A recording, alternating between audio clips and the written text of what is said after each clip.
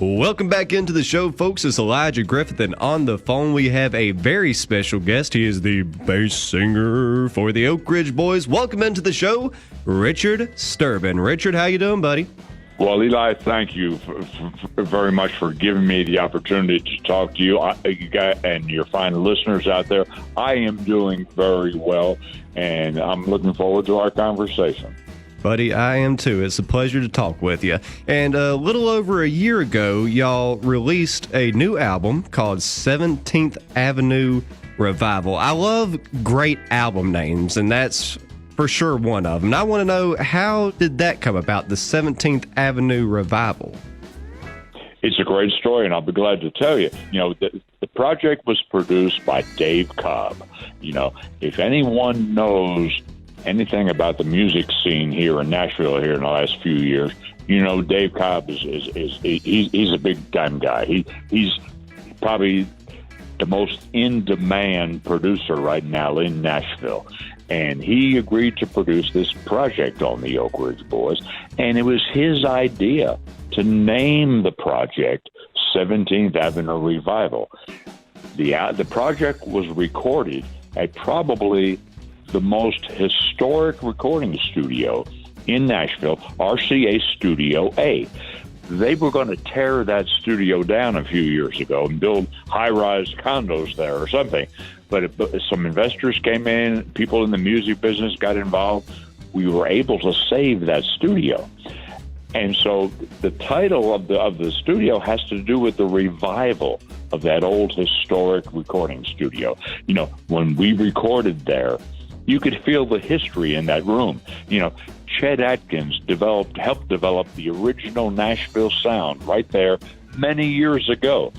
Elvis has recorded in that studio. You know, Dolly Parton has recorded there, Hank Williams, you know, the list goes. And now Dave Cobb has moved into Chet Atkins' old office. He works out of there. He does all of Chris Stapleton stuff there, you know, and he produced the Oak Ridge Boys there. And as I said, you could feel the history in that room, and it was a very special project. What Dave Cobb wanted us also to do on this project, he wanted us to tap into that feeling of going to church, going to a revival meeting. And that's what we did on this project. It was like going to church. It's not an all gospel project. A lot of it is, you know, a lot of it's, you know, the old hymns that we grew up on as kids going to church and to Sunday school. But the most important thing is we tapped into that feeling of going to an old-time revival meeting. You know, the Oak Ridge Boys know something about that. So does Dave Cobb, you know, because his mother was a Pentecostal preacher. So he's been to his share of revival meetings, too. So it was like going to church, recording this project. And as I said, it's not an all-gospel project. A lot of it is, though. But some of today's contemporary country writers are represented, like Shane McAnally and Randy Clark have a song on here. They're two of the hottest writers in Nashville right now. Vince Gill has a song on the album. You know, our good friend Jamie Johnson has a song on the album. So it's a nice mixture, a nice balance of old-time gospel and some of today's contemporary country.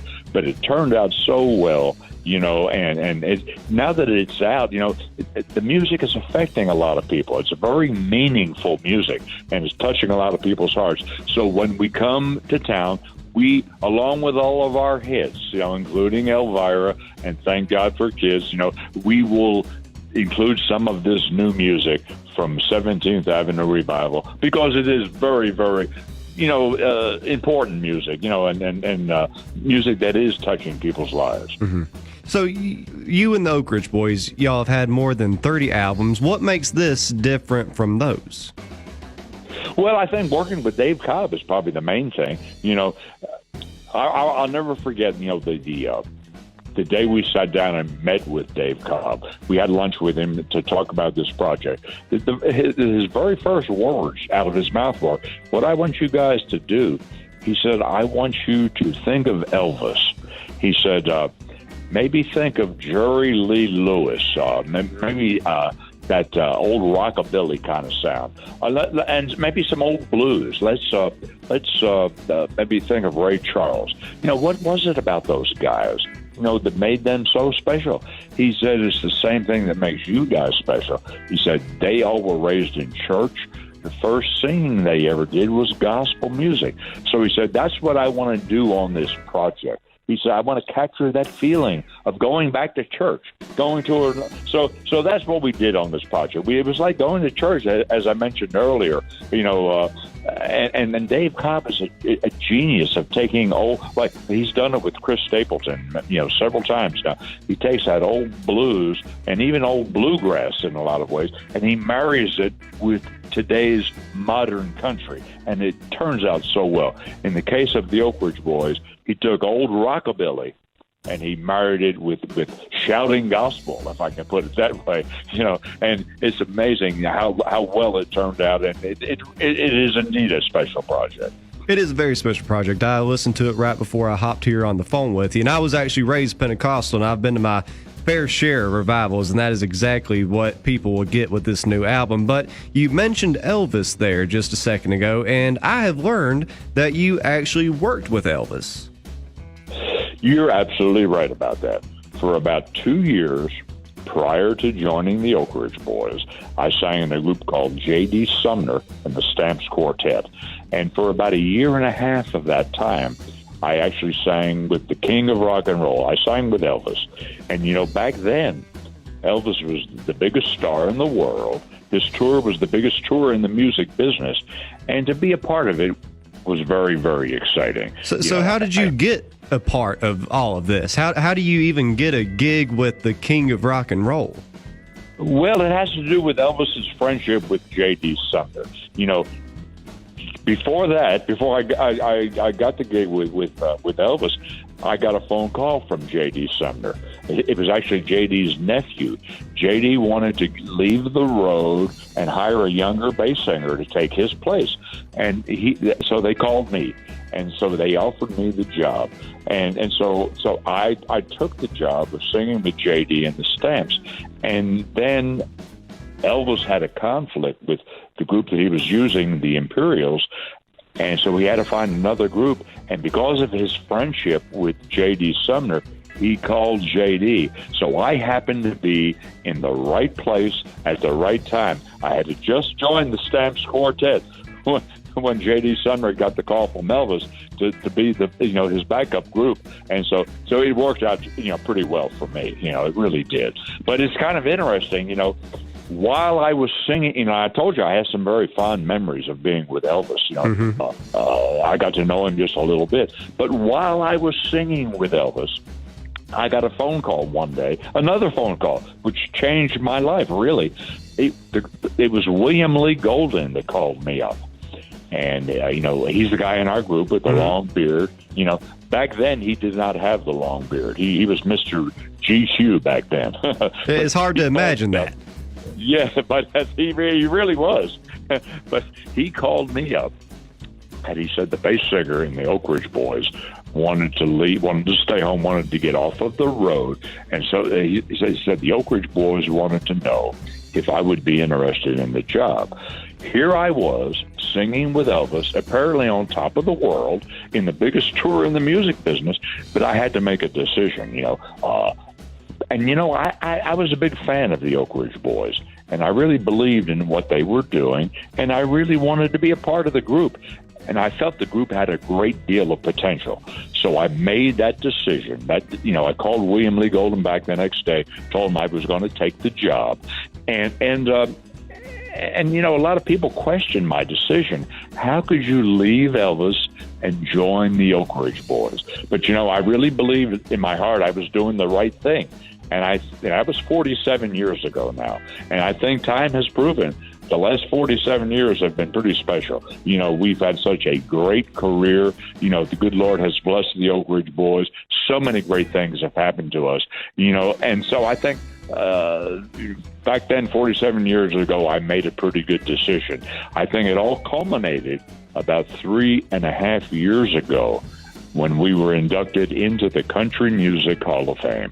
What a special thing for the Oak Ridge Boys. Elvis is in the Country Music Hall of Fame. I never dreamed back when I was singing with Elvis years ago that someday I would be in the same Hall of Fame with him. But I am today, and all the Oak Ridge Boys. We are in the same Hall of Fame with Elvis, with Johnny Cash, with George Jones and Merle Haggard and Dolly Parton. The list goes on and on and on. So, it's so special to be in the Hall of Fame. It's a tremendous honor. But I'm just saying that to illustrate that decision I made 47 years ago turned out to be a pretty good decision. Yeah, and I think more people should listen to that voice in their head every once in a while. Of course, everybody's scared to take a leap of faith, especially one that big. I haven't had to take one that big, thank goodness. But yeah, that was a very good decision in the long run. And you've talked about all these things that you've done with the Oak Ridge Boys, and I wanted to bring this up. Right after it was announced that y'all would be coming to the Mountain Arts Center, unfortunately, just a little while after, we lost a very great American, which was a very good friend of y'all's, George H.W. Bush. And I was watching the news that day, and I seen that y'all were attending the funeral, and y'all were singing one of his favorite songs, Amazing Grace. And you've worked with Elvis, you've worked with Johnny Cash, all these great people. But how does a friendship with the President of the United States start? Well, it is a great story. I'll try to make it as short and as quick as possible. We first met George Bush when he was the Vice President of the United States under President Ronald Reagan. President Reagan invited the Oak Ridge Boys to sing at the Congressional Barbecue on the lawn of the White House. And I remember that day we were doing a sound check there in the afternoon before the show that night. While we were doing the sound check on the stage there, set up on the lawn of the White House, we saw this little entourage of men walking towards the stage. They came up onto the stage. In the middle was this tall, lanky gentleman. He introduced himself to us as Vice President George Bush. He did not have to do that. We recognized him immediately, of course. But he proceeded to tell us that he was a big fan, and he said, I cannot be at the concert tonight. Would you guys be willing to do a couple of songs for me right now? We said, sure, Mr. Vice President. Tell us, what would you like to hear? And then he started naming album. He did not name hits. He did not want to hear Elvira, or Y'all Come Back. So he started naming album cuts. He did want to hear Elvira eventually, but so he was a B-side guy. Yeah, he was. So that let us know right there and then that he was a big fan of ours because he was very familiar with our music. So we proceeded to give him a little mini concert right there that afternoon, right on the stage on the lawn of the White House. That day, we established a friendship with him that lasted for about 35 years. We got to know not just him, but his lovely wife. What a wonderful person, Barbara Bush. They were. Forget politics. They are two of the nicest people you would ever want to meet in your life. They were very dear people. After they left the White House, we still maintained a friendship with them, and on many occasions, we would sing for them. We would go to Kennebunkport, Maine, where they would spend their summers, and we would, the four of us and our four wives, we would spend 2 or 3 days at a time just hanging out with them, with George and Barbara. We gave them personal concerts right there in their living room. And of course, he would always invite some of the neighbors over. And it was kind of an informal gathering, so to speak. But he always wanted to hear his favorite song, Amazing Grace. And we always did that for him. So not too long before he died, before he passed away, he asked us if we would sing Amazing Grace at his funeral. And we promised him, yes, Mr. President, you can count on us. We will be there. Regardless of wherever we are, you can count on the fact that we will be there and we will sing at your funeral. Death never happens at a convenient time. It does not. We happen to be in the middle of our Christmas tour in December in Spokane, Washington. After our Christmas show, we had to go to the airport, get on a private jet that was donated to us by a very dear friend. And we flew to Houston, got there just in time to go to the hotel, take a quick shower. We went to the church. We visited briefly with George W. Bush and Jeb Bush, President Bush's sons. They both thanked us for doing this for their father.